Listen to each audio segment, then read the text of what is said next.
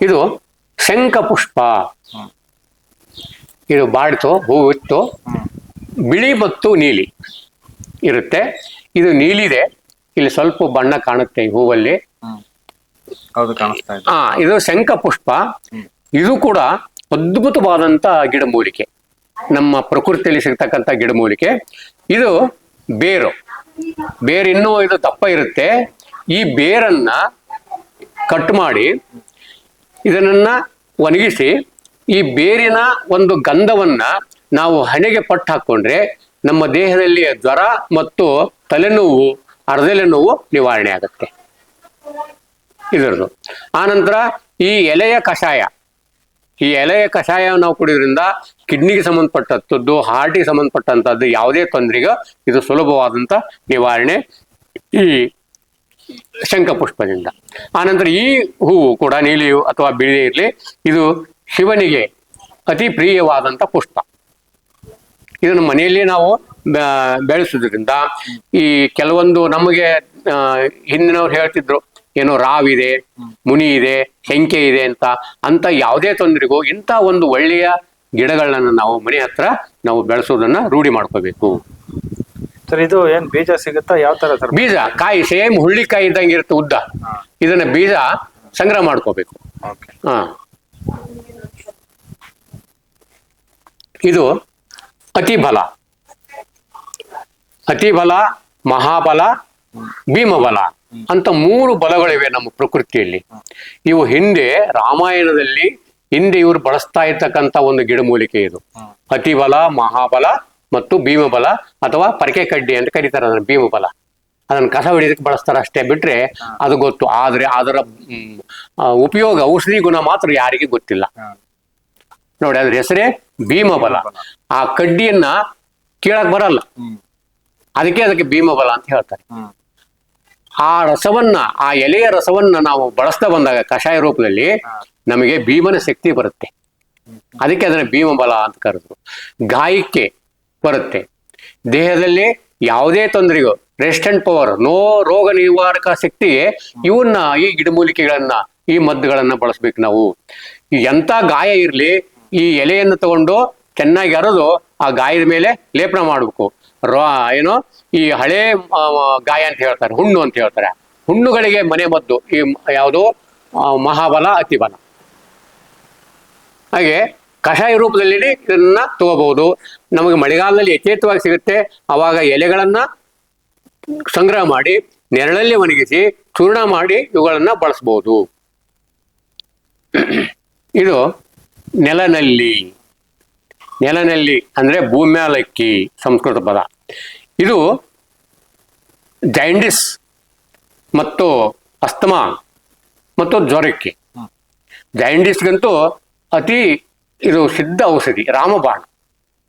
ಇದನ್ನ ಕೊರೋನಾದಲ್ಲಿ ಬಹಳ ಇದನ್ನ ಹಗಲತ್ತು ಕೂಡ ಬ್ಯಾಟ್ರಿ ತಗೊಂಡು ಹುಡುಕಾಡಿದ್ರು. ಇದನ್ನ ನಾವು ಅದಕ್ಕಿಂತ ಪೂರ್ವದಲ್ಲಿ, ಕೊರೋನಾ ಬರೋಕ್ಕಿಂತ ಪೂರ್ವದಲ್ಲಿ ಇದನ್ನ ಮನೆ ಮದ್ದಾಗಿ ಬಳಸಿದೆ ಅಂತ ಹೇಳಿದ್ರೆ ನಮ್ಮ ಮಾತನೇ ಕೇಳ್ತಿರ್ಲಿಲ್ಲ. ಯಾವಾಗ ಅದು ಬಂತು ಶಂಕದಿಂದ ತೀರ್ಥ, ಹಾಗೆ ಹುಡುಕಾಕ್ ಶುರು ಮಾಡಿದ್ರು. ಎಲ್ರಿ ಗುರುಗಳು ಇದು ಯಾವುದು ನೆಲನಲ್ಲಿ ಅಂತ ಬಂದ್ರು. ಅಂದ್ರೆ ಇದು ಅದ್ಭುತವಾದಂತ. ನೆಲನಲ್ಲಿ ನೋಡಿ, ಈ ಎಲೆಯ ಕೆಳಭಾಗದಲ್ಲಿ ಈ ರೀತಿ ಕಾಯಿಗಳಿರ್ತವೆ. ಇದು ನೆಲದಲ್ಲಿ ಚಿಕ್ಕದಾಗಿ ಗಿಡ ಇರೋದ್ರಿಂದ ಇದನ್ನ ನೆಲನಲ್ಲಿ ಅಂತ ಹೇಳ್ತಾರೆ. ಇದು ಕಹಿಯಾಗಿರುತ್ತೆ, ಕಹಿ. ಇದನ್ನ ನಾವು ಕಷಾಯ ರೂಪದಲ್ಲಿ ಬಳಸೋದು. ಅಥವಾ ಕಷಾಯ ನಮಗೆ ಕಹಿ ಆಗಲ್ಲ ಅಂದ್ರೆ ಬೆಲ್ಲದಲ್ಲೇ ಉಂಡೆ ಮಾಡಿಕೊಂಡು ಅಥವಾ ಬಾಳೆಹಣ್ಣಲ್ಲಿ ಇಟ್ಟು ಇದನ್ನ ತಿನ್ನಿಸ್ತಿದ್ರು. ಅಂದ್ರೆ ಏನು ಅಂತಂದ್ರೆ, ಈ ಹಳ್ಳಿ ಭಾಷೆಯಲ್ಲಿ ಕೈ ಮಸುಗು ಅಂತ ಹೇಳ್ತಾರೆ. ಕೈ ಮಸಿಗೆ ಇದು ಔಷಧಿ. ಕೈ ಮಸುಗು ಅಂದ್ರೆ ಏನು? ಫಸ್ಟ್ ಲಿವರ್ ಜೈಂಡಿಸ್ ಆಗಿರುತ್ತೆ, ಲಿವರು ಕೆಲಸ ಮಾಡ್ತಾ ಇರಲ್ಲ, ಅವಾಗ ಹಸಿವಾಗುತ್ತೆ, ಊಟ ಮಾಡೋದಕ್ಕೆ ಮನಸ್ಸು ಬರಲ್ಲ, ಅದು ಕೈ ಮಸುಗು ಅಂತ ಹೇಳ್ಬಿಡ್ತಾರೆ. ಇದನ್ನ ಕೊಟ್ಟಾಗ ಆ ಪಚನಾಂಗ ಕ್ರಿಯೆಯನ್ನು ಶುದ್ಧಿ ಮಾಡಿ ಹಸಿವು ನಿವಾರಣೆಯನ್ನ ಮಾಡುತ್ತೆ. ತಿಂದಂಥದ್ದು ಜೀರ್ಣ ಆಗುತ್ತೆ. ಅಜೀರ್ಣವಾದಾಗ ಇವೆಲ್ಲ ಸಮಸ್ಯೆಗಳು ಕಾಣ್ಕೊತವೆ. ಅದಕ್ಕೆ ಈ ಮನೆ ಮದ್ದು ಇದನ್ನ ಕಷಾಯ ರೂಪದಲ್ಲಿ ಅಥವಾ ಎಲೆಯನ್ನ ಎಲೆಯನ್ನು ಕ್ಲೀನಾಗಿ ತೊಳ್ಕೊಳ್ಳೋದು, ಅಗ ತಿಂದು ನೀರು ಕುಡಿಬಹುದು. ಹೀಗೆ ಈ ಒಂದು ನೆಲನಲ್ಲಿ ಒಂದು ಅದ್ಭುತವಾದಂತ, ಜ್ವರಕ್ಕಂತೂ ಇದು ಕಷಾಯ ಮಾಡ್ಕೊಂಡು ಕುಡಿಬಹುದು. ಇದು ಜ್ವರಕ್ಕೂ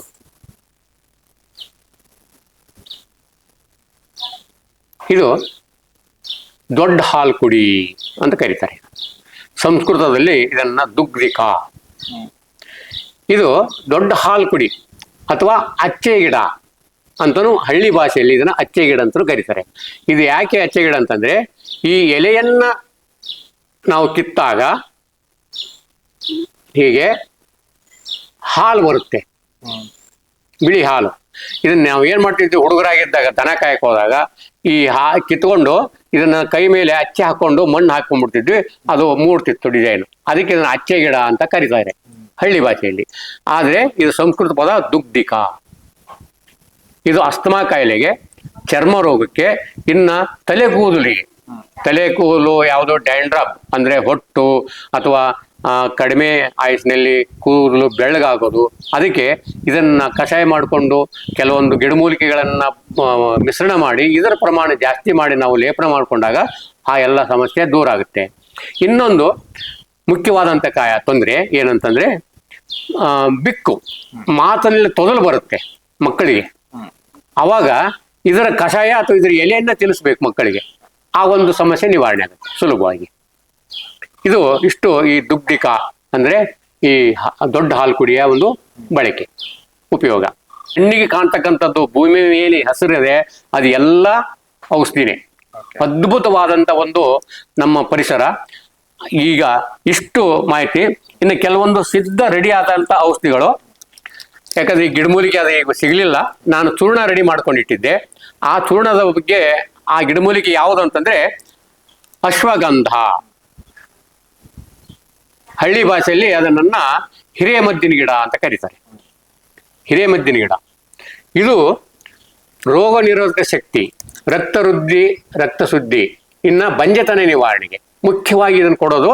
ಬಂಜೆತನ ಯಾರಿಗೆ ಮಕ್ಕಳಾಗಿಲ್ಲ, ಮಕ್ಕಳು ಆಗದೆ ಇರೋರಿಗೆ ಈ ಅಶ್ವಗಂಧದ ಚೂರ್ಣವನ್ನು ಕೊಡ್ತೀವಿ.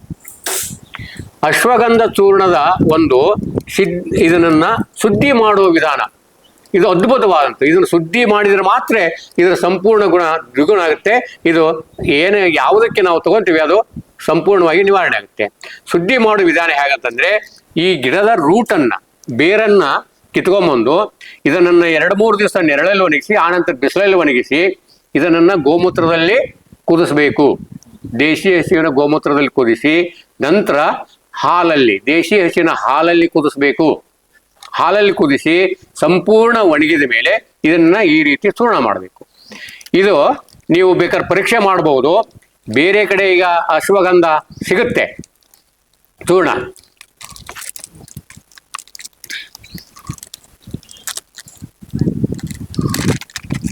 ಬೇರೆ ಕಡೆನೂ ಅಶ್ವಗಂಧ ಚೂರ್ಣ ಸಿಗುತ್ತೆ. ಆ ಚೂರ್ಣನು ಪರೀಕ್ಷೆ ಮಾಡಬಹುದು ನೀವು, ಈ ಚೂರ್ಣನು ಪರೀಕ್ಷೆ ಮಾಡಬಹುದು. ಇದನ್ನ ನೀವು ಸುವಾಸನೆ ನೋಡ್ಬೇಕು. ಇದನ್ನ ಈ ರೀತಿ ಸುವಾಸನೆ ತಗೊಂಡಾಗ ಇದು ತುಪ್ಪದ ವಾಸನೆ ಬರುತ್ತೆ. ತುಪ್ಪದ ವಾಸನೆ, ಹಾಲಿನ ವಾಸನೆ ಬರುತ್ತೆ. ತುಪ್ಪ ಸೇಮ್ ತುಪ್ಪದಲ್ಲಿ ಹುರಿದಾರೇನೋ ಅನ್ನುವಷ್ಟು ಸುವಾಸನೆ ಬರುತ್ತೆ. ಆದ್ರೆ ಆ ಸುವಾಸನೆ ಬರದೇ ಇದ್ರೆ ಅವನು ಹಂಗೆ ಕೊಡ್ತಾನಂದ್ರು ಈ ಅಶ್ವಗಂಧ ಬಳಸಬೇಡಿ. ಆ ವಾಸನೆ ಬಂದ್ರೆ ಅವನು ಎಷ್ಟೇ ದುಡ್ಡು ಹೇಳ್ತಾನೆ, ಅವನಿಗೆ ಕಣ್ಣು ಒತ್ತಿ ಈ ನೀವು ಅಶ್ವಗಂಧ ಚೂರ್ಣವನ್ನ ಬಳಸಬಹುದು. ಯಾಕಂದ್ರೆ ಅವನು ಮಾಡುವ ವಿಧಾನವನ್ನ ಸಂಪೂರ್ಣ ಅದನ್ನ ಬಳಸಿ ಆ ಸಿದ್ಧಿ ಮಾಡಿರ್ತಾನೆ. ಅದು ತನ್ನ ಗುಣವನ್ನ ಅದು ಕಾಯ್ಕೊಂಡಿರುತ್ತೆ. ಅವಾಗ ನಿಮ್ಮ ದೇಹದಲ್ಲಿ ಆಗ್ತಕ್ಕಂಥ ತೊಂದರೆಗಳೆಲ್ಲವೂ ನಿವಾರಣೆ ಆಗ್ತವೆ. ಮುಖ್ಯವಾಗಿ ಇದು ಬಂಜೆತನ ನಿವಾರಣೆಗೆ, ರೋಗ ನಿರೋಧಕ ಶಕ್ತಿ. ಇದು ಅದ್ಭುತವಾದಂಥ ಒಂದು ಮನೆಮದ್ದು, ಗಿಡಮೂಲಿಕೆ ಒಂದು ಚೂರ್ಣ.